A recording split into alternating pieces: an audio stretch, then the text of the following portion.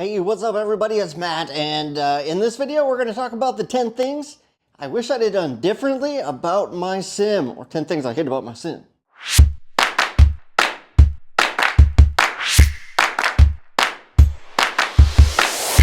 Alright, so hate is kind of a strong word, I'll be honest. There's not a lot of things that I don't like about this flight sim, so this was a hard video to make. It was hard to come up with these things, but it's like $1,000,000 house. You build a multi-million-dollar house, not that I would know what that's like, but if you did that, there's a good chance that you're going to find a few things that you don't like, or a few things that just you wish you would have done differently.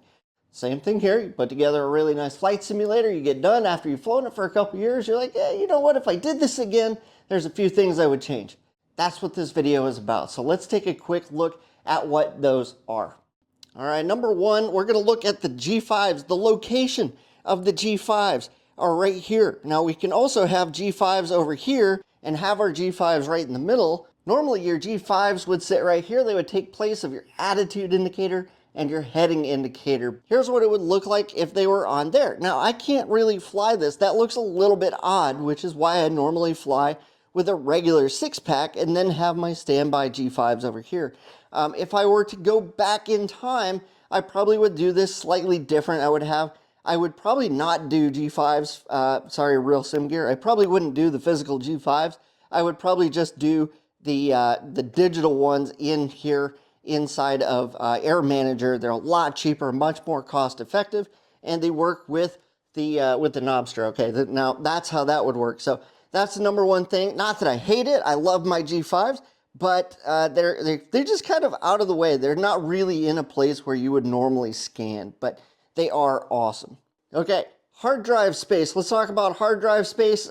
This isn't really a big deal, but there's not a lot of hard drive space. That's my own fault for not putting enough on there. I have a 1 terabyte hard drive. That's about enough to put a decent amount of, probably a good amount of storage for X-Plane 11. Now, if I were to do X-Plane 12, Microsoft Flight Simulator, I would want to get another hard drive, or at least a hard drive for each simulator that I want to run on here, so I can run, or I can store all of the graphics and the data on that particular hard drive, okay? That way, it makes the system run a little bit more efficiently. Right now, I'm tapped for storage. I'm going to have to upgrade this. Now I need to take it in. That's really cool. I'm glad that I can do that because this is a really nice computer and I didn't have to get that all at once. But that's something to think about while you're building yours is, make sure that it's one, expandable, and two, if you want to do it all at once, make sure you do it up front. Okay, this one's almost not even flight simulator related. That's how hard I had to dig for these reasons. And that is the unzip program. If you guys have an archival program that you like to use, WinZip I always used when I was younger and starting to learn to use DOS and Windows and all that stuff. Well, guess what? It's not free anymore. All it does is pop up. Every time I start up the computer, the PC, it's like, hey, your WinZip's out of date and you need to start this up again. You need to pay for it. I don't like that. I also use a Mac. Guess where that's at? It's over here on the other messy side of the room. And guess what? I don't have to pay to unarchive or unzip anything. It's freaking amazing. I love it. This thing can't find a program, not one single program that's like, hey, you don't actually have to pay to unzip stuff. I hate it. It drives me nuts. That's a PC issue. But flight simulators work best on a PC. If you happen to know a good unzipping program or an unarchival program that you don't have to pay for long term on a PC, drop it down in the comments. I'd love to know what you guys think. All right, this one is about the monitors. You always want more monitors. While I'm flying, it's great because I love to have my forward view and everything. But what don't I have? When I'm trying to land, I don't have any side monitors over here. I mean, I've got a monitor over here, but I hooked up the PlayStation and, I use this monitor for some other stuff. If I'm flying along and I want to put up Sky Vector or I want to actually use the computer as a computer, I'm looking at this monitor over here. I don't have any side monitors. I can't see out the window. I mean, I've got a little toggle clicker on here that allows me to look left and right, which is cool. Again, I'm just digging deep trying to find this stuff. I have an amazing 49-inch Samsung CRG9. This thing is awesome, and I'm really glad to have it. It's great for flying instruments because you're not really looking out the window all that much or doing straight in approaches. All right, let's look at the touchscreen monitor over here. I love the touchscreen, absolutely amazing. I can touch stuff and then do the knobster thing, but let's get real. There's not a lot of real estate. That's a 15.6-inch monitor, and that was my third largest option for upgrading in the size. The bigger the monitor size, the higher these panels are gonna get. So it just makes things a little bit hard, but it's just something that I work with. Would I like to have a bigger one? Yeah, because it does kind of limit how many gauges and things that I can add in and customize per aircraft. Some aircraft I am really limited as to what it is that I'm able to customize with. All right, let's talk about that chair. I like my chair. It's an office desk chair, but what does it do? It rolls around. And guess what happens when I'm sitting here and I've got my feet on these pedals down here? What else is gonna happen, right? I'm gonna stick my feet on here, go to brake, and it pushes me back. Oh man, are you kidding me?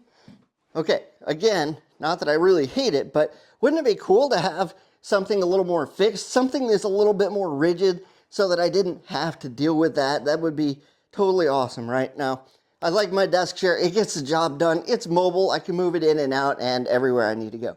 I like that. That's great. But boy, does that get in my nerves sometimes. All right, let's talk about those foot pedals. I like foot pedals. Foot pedals are great. Not that great, but they're cool and I like having them down here. But without this little boxy thing back here that I had to kind of create and putting this here to hold this thing down, those foot pedals slide all over the place, guys. No, so those are pushing, those are stiff, they're sliding all over the place. And then the chair is also sliding all over the place. So what a pain in my neck, guys. You know, if you can get something that's screwed, drilled down into the floor, you can create some kind of a concoction like that to keep those in one place and keep them from sliding back towards the wall or coming up, literally coming up right up off the ground. This is there to keep it on the floor for when you hit the toe brakes. Otherwise, it just flips right up. Okay, and I've seen the same problems with a lot of other foot pedals. So make sure you get something or create something so that you can make your foot pedals work best for you. All right, let's look at this, the desk. The desk itself, amazing. I like it. One thing I always thought it'd be great to have a stand-up desk. I could hear, you know, I'm not gonna mess around with it because I got a lot of other stuff attached to it. But you don't need a stand-up desk. You just need one that's at the right size, really. And I spent a lot of time building this thing, so. But it only goes down to 27.6 inches off of the ground. And I have casters on the bottom of this, so I can't go any lower. Now, that'd be cool to go a little bit lower. Where it's at right now, I feel like I'm looking up to look at the screen up here, and I feel like the yoke is up just a tad bit too far. It's in a perfect position. The whole desk really should just come down a little bit further, maybe a few inches, to make it a little bit more realistic to the actual cockpit that I would be flying, right? Let's talk about the Windows updates. About every other week I turn this thing on and there's a new Windows update, guys. This thing updates every other freaking day.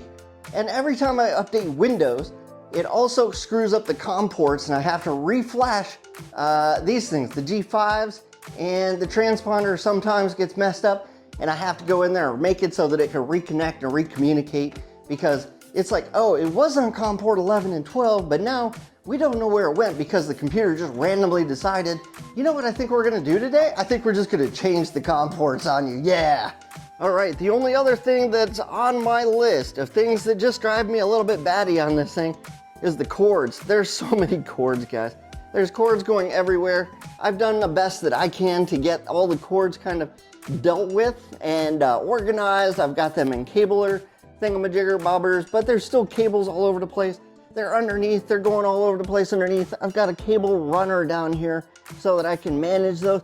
But look at this thing, there's cables sticking out of here like a fire hazard in like freaking California and Arizona.